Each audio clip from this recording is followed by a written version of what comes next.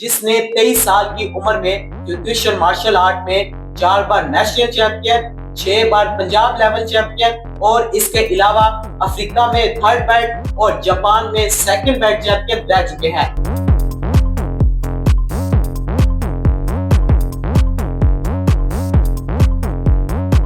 और अभी ये जेहलम में भी मुतअद्दिद बार गोल्ड मेडल अपने नाम कर चुके हैं।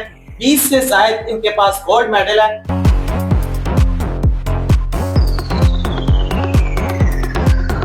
ये हमारी जो गेम है क्योकिशन कराटे, ये दुनिया के कराटे में सबसे जो हार्ड गेम है वो क्योकिशन कराटे है। हमने बेल्ट टेस्ट देना होता है, हमारे पास कई दफ़ा फीस भी नहीं होती थी, तो हम मजदूरी करके उसकी फीस जो है ना इकट्ठी करके वो पे करते थे। ये गेम क्या है, ये खेली कैसे जाती है और इनको कितनी मुश्किलात आई।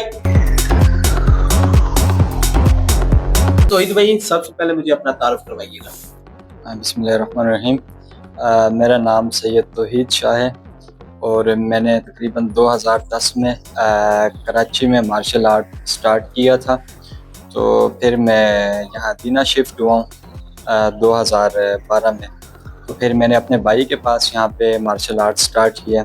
तो 2018 तक मैंने दीना में ट्रेनिंग की और 2018 के बाद फिर मैंने स्वाबा में ज्वाइन किया और इसमें फिर मैं माशाल्लाह 2018 के जेलम नेशनल चैम्पियनशिप में मैं चैम्पियन रहा हूँ और इसके अलावा ocean versus all Pakistan championship में मैंने फर्स्ट पोजीशन हासिल की और इसके बाद मैंने नेशनल जो खेली है पंजाब वर्सेस KPK हरीपुर में, तो वहाँ पे मैंने फर्स्ट पोजीशन हासिल की।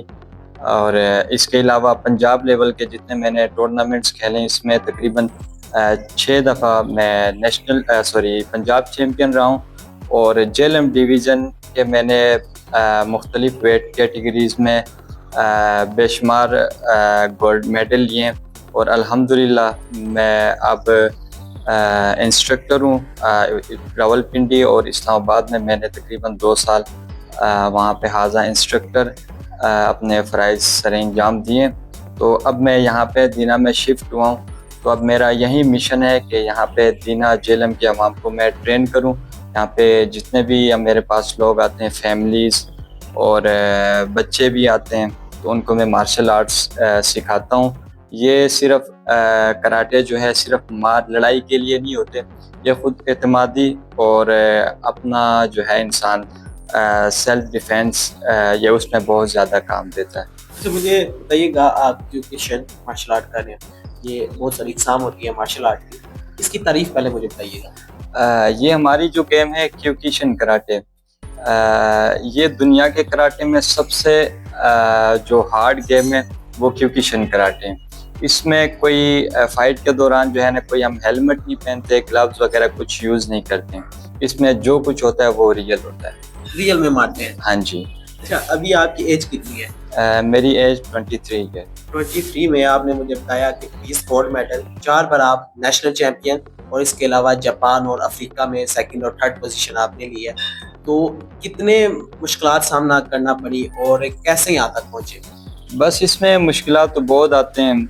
कई दफ़ा हमारा सीन ये होता है कि हमने बेल्ट टेस्ट देना होता है, हमारे पास कई दफ़ा फ़ीस भी नहीं होती थी, तो हम मजदूरी करके उसकी फ़ीस जो है ना इकट्ठी करके वो पे करते थे।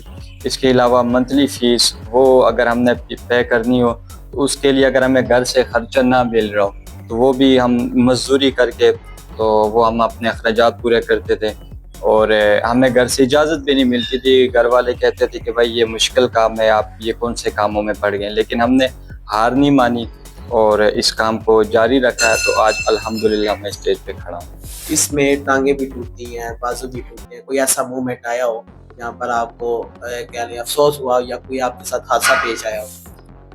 ऐसा तो कुछ नहीं हुआ आज दिन तक। वैसे लोग देखने वाले तो यही कहते कि भाई ये मारते हैं और इसमें टांग टूट सकती है, बाजू टूट सकते हैं, लेकिन ऐसा इसमें कुछ नहीं होता। ये जब इंसान फाइट करते हैं, फाइट से पहले बंदे को खुद को ट्रेन करना होता है जब हमारी बॉडी फुल ट्रेन हो तब हम फाइट करते हैं, वैसे हम फाइट में जाते नहीं। हम ऐसे फाइट नहीं, कोई भी हो वो जिस वक्त तक बंदे की प्रैक्टिस ना हो वो काम इंसान नहीं कर सकता। तो मुझे बताइएगा सीखा कहाँ से आप? ये सबसे पहले मैंने स्टार्ट कराची में लिया था, तो पहले ही मैंने आपको बताया। फिर उसके बाद जब हम जिना में शिफ्ट हुए तो यहाँ पे मेरा भाई ब्लैक बेल्ट है, तो मैंने फिर उनसे स्टार्ट किया। तो उनके पास तकरीबन 2017 तक उनके पास मैं सीखता रहा हूँ। फिर उसके बाद मेरे टीचर हैं शिहान अब्दुल हाशमी साहब, अभी वो जापान में। तो 2017 के बाद मैंने उनके पास कराटे ज्वाइन किया, उनके पास करता रहा हूँ। तो 2021 में मैंने ब्लैक बेल्ट फर्स्ट डान लिया था। उसका वो बेल्ट टेस्ट हमारा यहीं दीना में किला रुतास में हुआ था। तो फिर उसके बाद सेकंड डान का जो टेस्ट हुआ था वो इस्लामाबाद हुआ था। तो वहाँ पे फिर मुझे सेकंड डान मिला था। अच्छा तौहीद भाई, आपने मुझे बताया कि आप अफ्रीका में थर्ड ब्लैक बेल्ट है और उसके बाद जापान में सेकंड है, तो इसका क्या माजरा होता है? ये आपने वहाँ पे जाके खेली थी या यहीं पे टेस्ट हुए थे?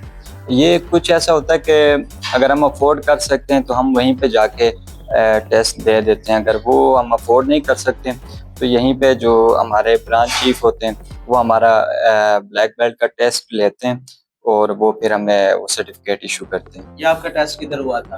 फर्स्ट डान का टेस्ट मेरा किला रुतास में हुआ था। अच्छा मुझे बताइएगा कि स्ट्रगल करनी पड़ती है, आपने जैसे बताया कि बड़ी ज़्यादा आपकी स्ट्रगल है, पहली फाइट से लेकर गोल्ड मेडल तक का सफ़र, और जब गोल्ड मेडल आपके सामने आया तो क्या तासुरात थे?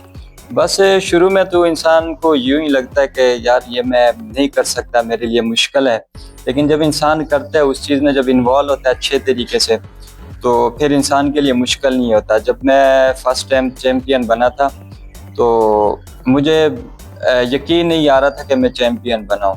इस तरह का सिचुएशन थी उस टाइम। और अल्हम्दुलिल्लाह उसके बाद मैंने जितनी भी फाइट्स की है तो मैंने कभी अपनी फाइट में मुश्किल टाइम नहीं देखा। आपने बताया कि 4 बार नेशनल हैं, तो लगातार आपने ये विन किए? हाँ जी, ये मैंने लगातार। तो क्या ऐसी वजह थी कि अगले वाला कमज़ोर था या आपकी स्किल्स हाई थी?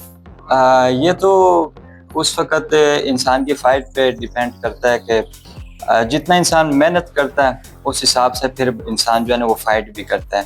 अब कुछ फ़ाइट्स इस तरह की होती है कि सामने वाला फ़ाइटर वो भी काफ़ी जो है वो स्ट्रॉन्ग होता है, तो मुश्किलात भी फ़ाइट में सामने आती है।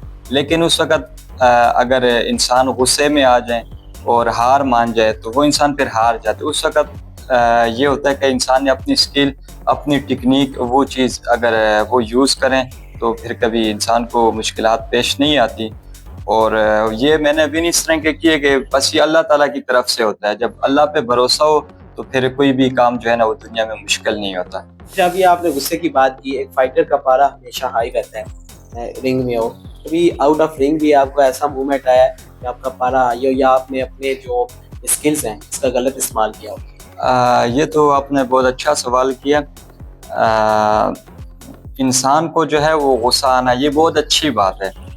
इंसान में करंट होना चाहिए, लेकिन गुस्से को पी जाना ये सबसे बड़ी बात होती है।